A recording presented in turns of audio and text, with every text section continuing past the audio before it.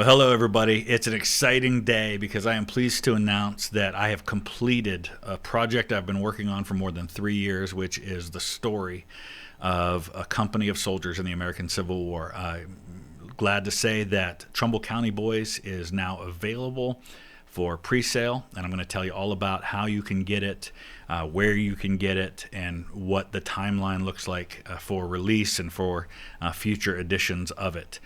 So I want to take a little time and walk you through all of that, and then I want to take some time to tell you their story, just kind of the Cliff Notes version, so you can know what it is that you're going to be reading about, and some of the reasons why I chose to do this project. So first of all, just to let you know, TrumbleCountyBoys.com, and I'll put the link down in the description as well as pinned in the comments below, so you can go there and check it out. On the website, you are going to see on the main page, if you scroll down, you're going to see a place where you can add it to your cart and you can order it. This a version that's available right now for pre-sale is a hardcover autographed edition. That is the only version that's available for pre-sale. The other versions of the book will have a standard hardcover edition. We'll eventually have a paperback edition as well. And those will be a little less money for those, but those will be announced later on. For right now, just the hardcover pre-sale edition that's autographed. The plan right now, if everything goes well and there are no delays in shipment and those sorts of things, is that the book release date is April 6th, which is the anniversary of their first major battle, which was the Battle of Shiloh. So that's the plan. You'll see all of that on there. You can download a sample and read the Chapter 8, which is about the Battle of Raymond, which was one of their most significant fights that they were involved in during the Vicksburg campaign. You can look at the men of Company H and see photos of a bunch of the men and just get to know their faces a little bit, because you're going to hear a lot about these guys.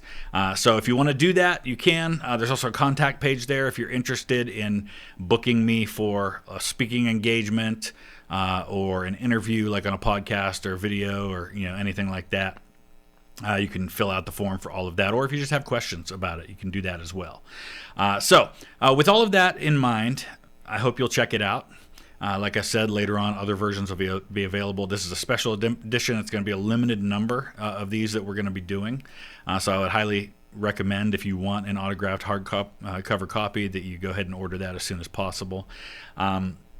The book's done. It's all written. What we're doing right now is getting all the formatting done, dropping in the images and maps and things like that. So the sample you see of the Battle of Raymond, all the text is there. A few of the images are there, but it's not the finished work. We're still dropping all that stuff in and getting it all set up. But there'll be a lot of photos, a lot of drawings from some of the men, some maps, things of that nature that you'll be able to check out. So what I want to do now is I want to just take a little time and talk about this project, why I chose to do it, why I think it's different than most Civil War books that are out there that you've ever read, and just walk you through a little bit of the story that you're going to read here. The book's going to be roughly around 400 pages. It's a 6x9 book, kind of a standard history-sized book. It's going to be about 400 pages of information, and that doesn't count like the sources and all of that, end notes and things of that nature. So there's a lot here, and this is a book about 132 men.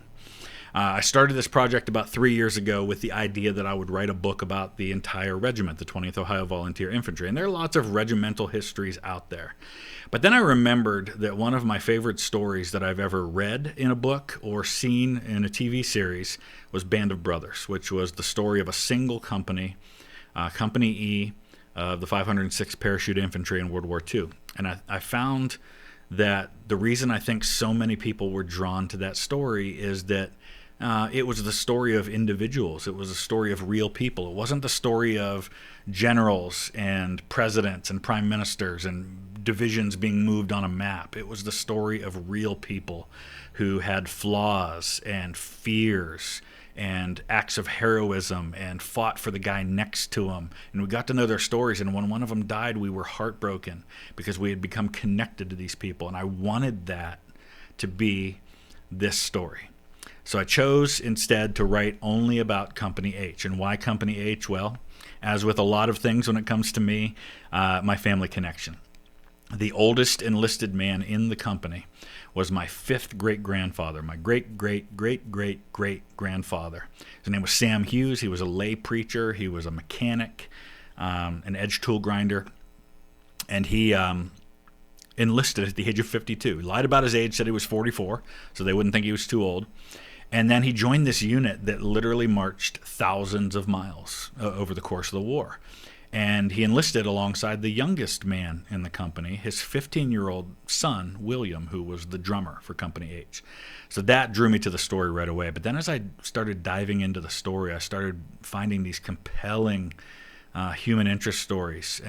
I found out that one of the men who enlisted in the company was this guy named Lorraine Ruggles, who was a spy for General McPherson and General Grant and General Sherman and General Leggett and General Force. And he was a member of Company H, and he wrote a book in 1865 called 4 Years, A Scout and Spy. And it was the author listed on the book is Edward Downes, who was the company commander. But it's Lorraine Ruggles' story, and there were fascinating stories about the day-to-day life of Company H, and that's what I wanted. I wanted to be able to talk about what life was like in camp, what they talked about. I found letters written by a number of the guys in Company H. There were letters that they wrote to their sisters and to their wives, and there were letters that they wrote to the hometown newspaper, literally dozens and dozens of letters written by the company commander and a couple of the non-commissioned officers and even a couple of the privates written to our hometown newspaper. And it gave this incredible insight into your average company of soldiers.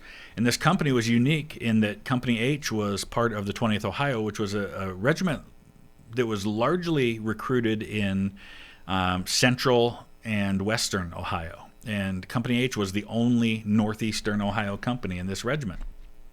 So they were kind of insular, and they were kind of like closer to each other than some of the others might have been, because it's all they had was each other. And there were like, I don't know, 7 or 8 sets of brothers that were in this company, and the story itself is so amazing. And then the things they experienced, and the life that they lived, and what they were able to go through. So I just want to talk to you a little bit about some of the story. And you can read all of this on the website. There's an entire breakdown of every chapter of the book.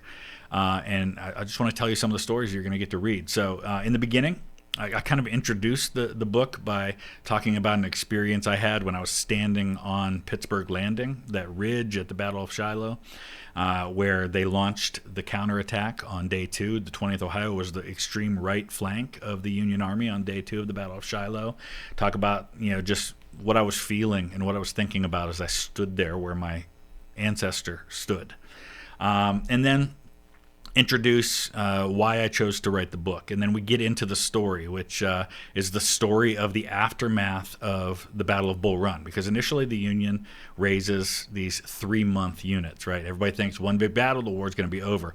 Well, then Bull Run happens, and everybody starts to realize this is going to be a lot longer a fight. And so Lincoln starts calling for 3 years volunteers. And the 20th Ohio had a 3-month version, but I'm writing about the 3-year version. So in the fall of 1861, the very first sheriff of Mahoning County, this guy named James Powers, who's 52 years old. Mahoning County is just south of Trumbull. It's where I live, is Mahoning County. And then this guy named Edward Downes, who's a bookkeeper in Warren, Ohio, which is in Trumbull County. They start recruiting for a company that's going to be a part of the 20th Ohio Volunteer Infantry. And this is really important part of the story because it sets the groundwork for why these guys were the way that they were. Because where we are is called the Connecticut Western Reserve. And in fact, the newspaper was called the Western Reserve Chronicle. And the Connecticut Western Reserve was arguably the most abolitionist part of the entire United States. Fervent abolitionists here. This is where John Brown grew up. He grew up here in northeastern Ohio. And it formed who he was. And so these guys are very radical when it comes to their views on slavery, their views on the rebellion, which they view as straight out treason. They even view the people back home who are speaking out against the war as traitors. They were hardcore in their beliefs. That's who these guys were. And so you have these brothers and cousins and neighbors. You have an uncle and nephew who both become sergeants. You have the father and son with the Hughes. You have 3 brothers who fight together, and then their brother-in-law is with them as well. And so there's a lot of that kind of stuff. These guys come into this company already a tight-knit group. And so their first role is to show up to Camp Chase in Columbus, where they're formed, and the companies are assigned a letter in order in which they arrive, and so they arrive at the time where they're assigned as Company H. And so then once the regiment is activated for federal service in October of 1861, they are sent down to Cincinnati and just across the river into northern Kentucky to a place called Camp King, where the 20th Ohio and the 10th Kentucky are side by side, manning the fortifications of Camp King. They're protecting Cincinnati, which is one of the most important cities in the Union, and it happens to be right across the river from a slave state. And Colonel Charles Whittlesey, who is the first commander of the unit, he's a West Pointer from Cleveland. He is also an engineer, and he is the chief engineer of the Department of the Ohio. And it's actually Whittlesey who is the first documented Union officer to suggest taking Fort Henry and Fort Donelson, and he did that in October of 1861. He wrote that to his higher-ups and said, hey, we should think about this. This is an important thing. And that's going to end up happening. So in the meantime, they're on garrison duty. They're training. They're learning to be soldiers. And we write all about this. And there's this fascinating incident that I write about in the book where they're marching past these Kentuckians, and one of the ladies yells out, "Hurrah for Jeff Davis!" Well, that didn't sit well with these fiery abolitionist soldiers. And later that next day, some anonymous Union soldiers show up at the lady's house and steal like 30 of her chickens. She comes back to the camp the next day and goes to Colonel Manning Force, who is the second in command of the company or of the regiment at the time, and says, these Union soldiers from your regiment came and stole my chickens. And so Manning Force immediately goes to Company H. He starts grilling these guys. He starts searching their tents. No evidence whatsoever can be found of it. And so then they bring all the men from Company H out as kind of this lineup, and the woman walks down and she picks out one of the guys she thinks was there, and it turns out that guy was on garrison duty somewhere else, so he couldn't have done it. And Lorraine Ruggles, who's writing about this, he's a private in the regiment, in the company at the time, he says, no evidence was ever found and no one ever knew who did it, but it was heavily implied that the guys from Company H stole the lady's chickens. So you get a lot of little stories like that that are fascinating. So then they train, and this is when they get introduced to the main killer of Union soldiers and Confederate soldiers during the war, which is disease. And their very first soldier to dies in December of 61 at Camp King. And he's actually one of 3 brothers who will fight in the regiment, and one of 2 of those 3 brothers who will die during the war. His brother will be killed at the Battle of Raymond. So they finally, they're begging, they're just pleading for a chance to actually go to the front and start fighting. And word comes down that General Grant, this general, most of them have never heard of at that point, has taken Fort Henry, and now he's moving on Fort Donelson, and he needs all the men he can get. And so the 20th Ohio is ordered to the front for the siege of Fort Donelson. And on the day that they are ready to leave to go to Fort Donelson, their company commander, James Powers, resigns. And so they're thrust into this unknown on the verge of their first action. It's very similar to what happens in Band of Brothers, where the guy who raised the company, who trained the company, is now gone before they go into combat.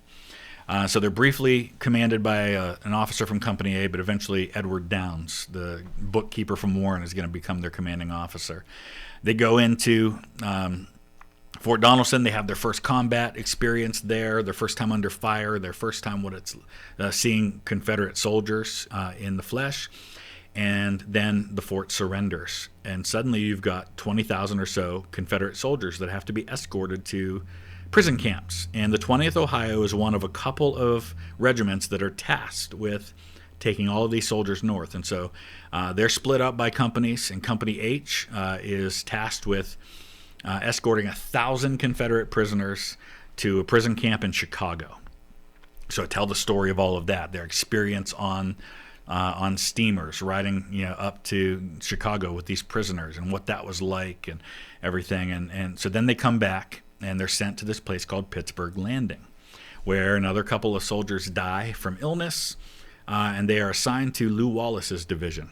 And if you know the story of the Battle of Shiloh, you know that on the first day of the Battle of Shiloh, Lew Wallace's division gets lost and doesn't arrive on the battlefield. Well, the 20th Ohio was literally the furthest regiment from the battlefield when the battle started. They were all the way up in the north.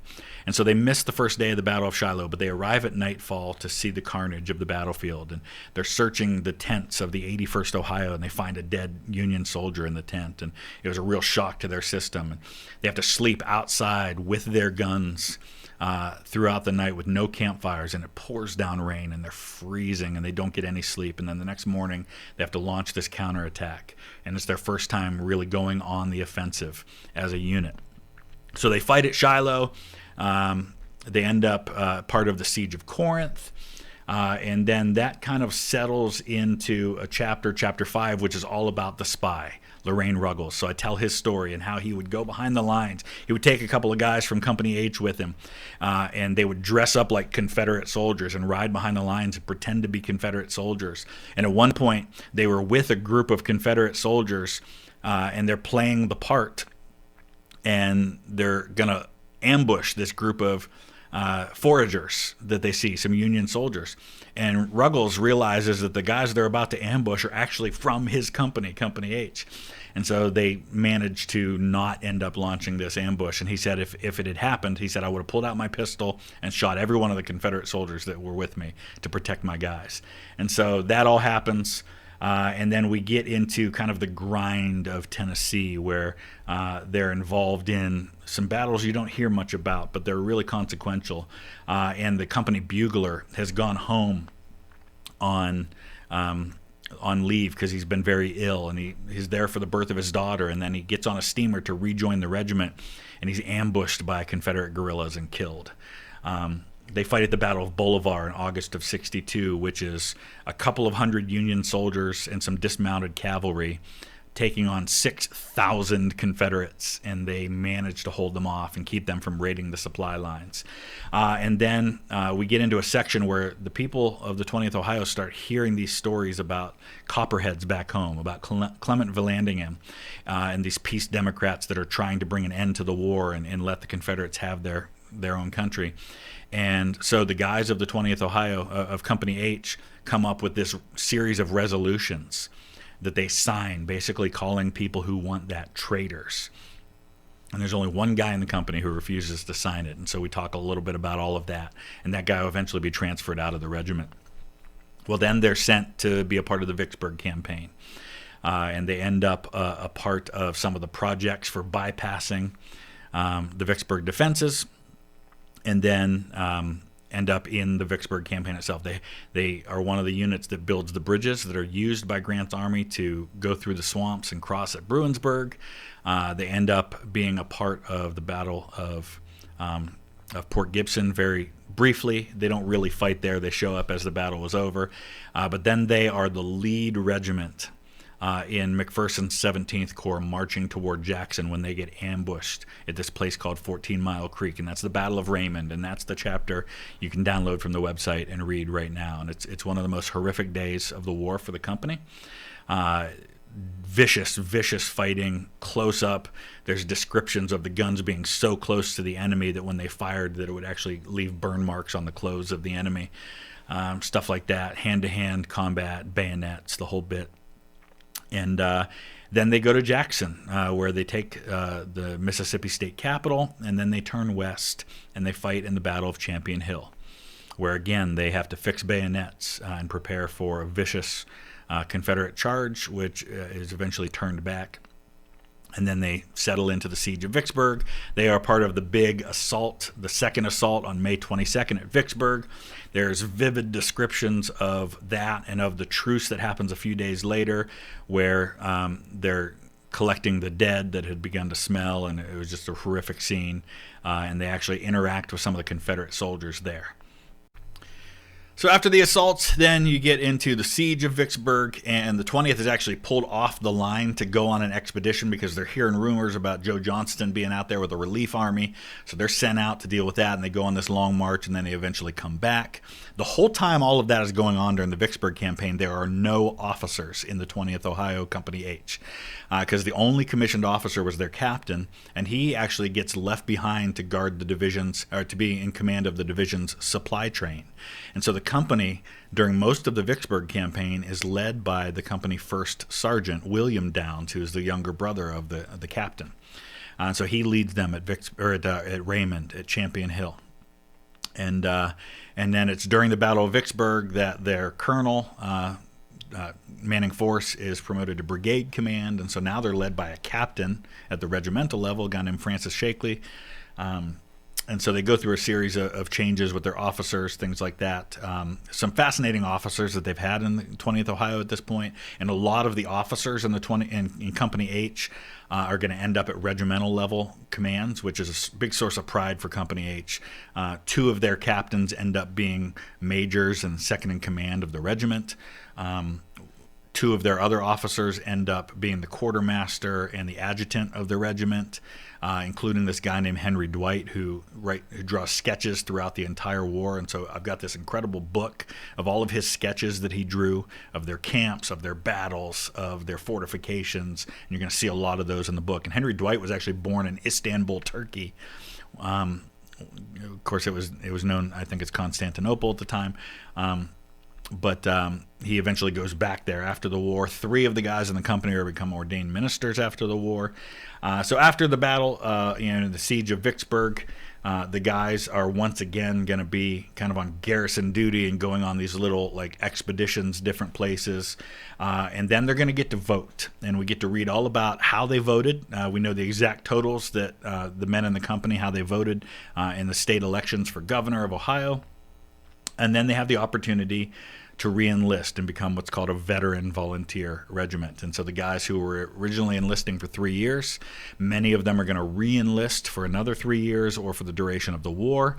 And what's going to happen then when you get into the early part of 1864 is that all of the guys who re-enlisted are going to get to go home on a 30-day furlough. And we get to see these stories of these parades and these celebrations that happen for the guys who go home. And the guys who don't re-enlist, who are only going to serve out the original 3-year enlistment and will go home in the fall of 64, are left behind in what's called the Ohio Battalion, which is all the Ohio regiments that made up this brigade who didn't go home.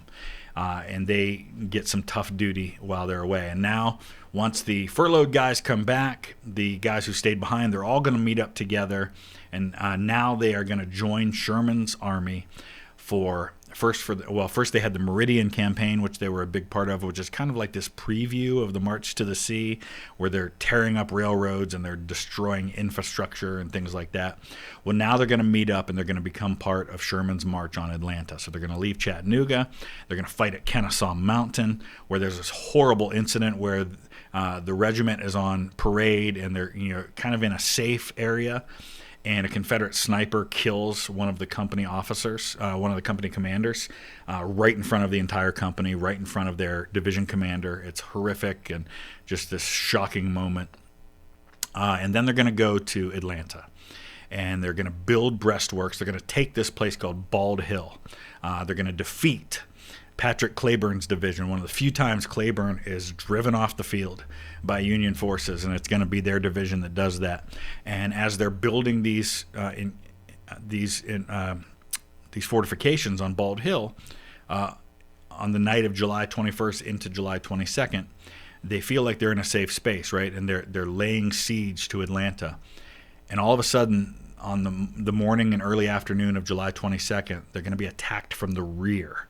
The Confederates are going to make this massive flanking movement, kind of like Stonewall Jackson did at Chancellorsville. And the Union thinks that they're withdrawing from Atlanta, but what they're actually doing is marching way around to come in behind the 17th Corps. But what they don't know is that the Union was kind of thinking this might happen, so they had moved the 16th Corps out to that area. 16th Corps gets overrun. and there's a gap in the line. And so they attack the 20th Ohio and their brigade from the rear.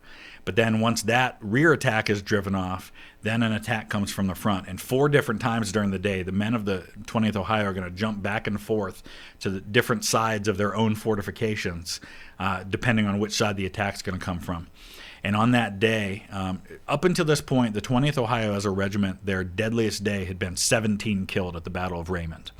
They're going to lose something like 50 killed at the Battle of Atlanta. They're going to lose another 50 or 60 wounded, and about 40 guys are captured and sent to Andersonville prison. So it's by far the worst day of the war for not only Company H, but for the entire 20th Ohio. And in particular, 3 guys from Company H will be sent to Andersonville, including their first sergeant, William Downs. And so I take a chapter to tell the story of their experience at Andersonville, including the one guy from Company H who dies at Andersonville. So that's kind of an aside from the main story. It's kind of a side quest where we do a whole chapter dedicated to the experience at Andersonville. Well, now, of course, at this point, they take Atlanta after another tough fight at Jonesboro. And at this point, the original 3-year enlistments are up. And the guys who chose not to re-enlist, I think there's about 20 of them, they go home at that point. And a number of substitutes, draftees, replacements are going to come in. And we're going to talk about the debate that's going on back home, because the men of Company H, their congressman is Congressman James Garfield, who had been in the field with them in the Western Theater. And so they believe in him, they support him strongly, and he's back home fighting for re-enlistment bounties, like these huge amounts, like $300-400, which, remember, a private at this time makes $13 a month. So $400 is a big deal. But he's also arguing in Congress that they should not be paying bounties to draftees. He's saying, listen, reward the guys who choose to re-enlist, to choose to enlist for the first time, but don't give it to guys who come only because they have to. And so there's a lot of that going on. We talk about kind of the fight back home for those things. And then you have the march to the sea. And so they march to the sea. They take the city of Savannah. And then they're going to march up into the Carolinas, which is brutal and difficult. And some of the things they have to deal with are pretty traumatic, as far as the experiences they have with the weather and frostbite and the elements. And then we get into the surrender. They're present for the Battle of Bentonville, which is kind of their last battle of the war, and then they're there for Johnston's surrender. We talk about the experience they have with finding out about Abraham Lincoln being assassinated. Well, then they get to march. They basically have this race to get to Washington, D.C. They march all the way from North Carolina up to D.C. And so these men, from the fall of 64 to the spring of 65, they're going to march from Mississippi to Tennessee, down to Georgia, all the way down to Savannah. They're going to march all the way up to Washington, D.C. from Savannah. And so just imagine the wear and tear and the miles that they put on their bodies and on their uniforms. And they show up in D.C., and they look so radically different from the Army of the Potomac when they march. They're led by John Logan, their old division commander, and we talk about the experience of being a part of that march. And then they're loaded on trains and sent to Louisville, Kentucky to be mustered out in July of 1865. And then I take time to talk about their return home, and we talk about what happened to these guys after the war. Some of the guys who deal with PTSD, who can't handle the peace after having fought for 4 years. In all, of the original 90 or so men who enlisted in Company H in the fall and winter of 61 into 62, about a quarter of those guys never make it home. They die. Many others deal with wounds, deal with illness that never completely heals, and they're never the same. The 20th Ohio as a whole will be, of the 227 regiments that are raised in the state of Ohio during the war, the 20th Ohio will be third in total deaths throughout the war, with 360 men who die during the war.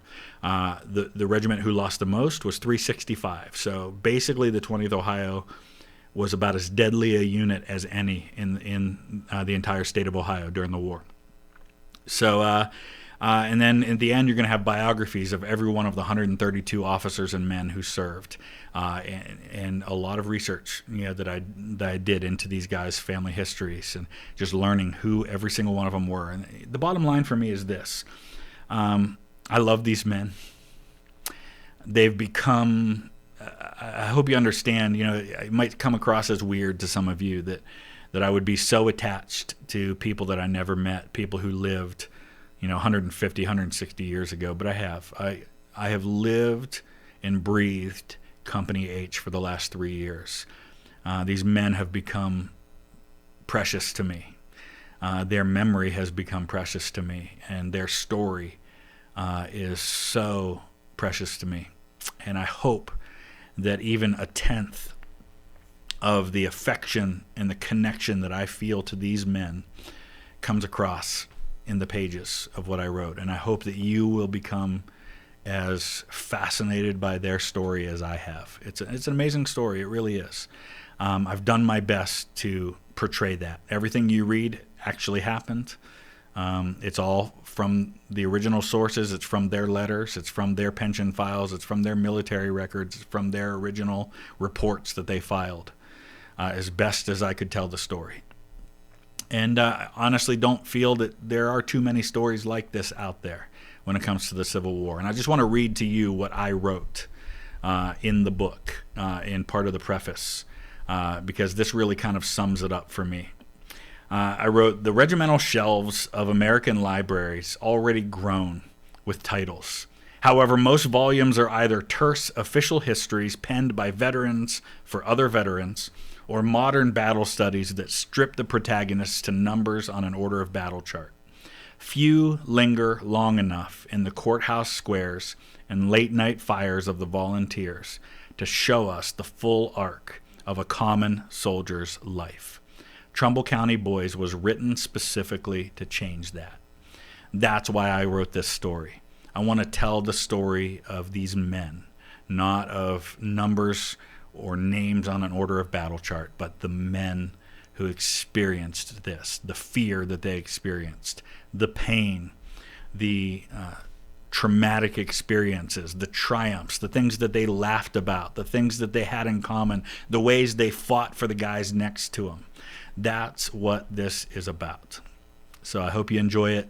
If you have any questions, fill out the contact sheet or comment below, and I'll try to answer those the best I can. I hope you enjoy it. Thanks.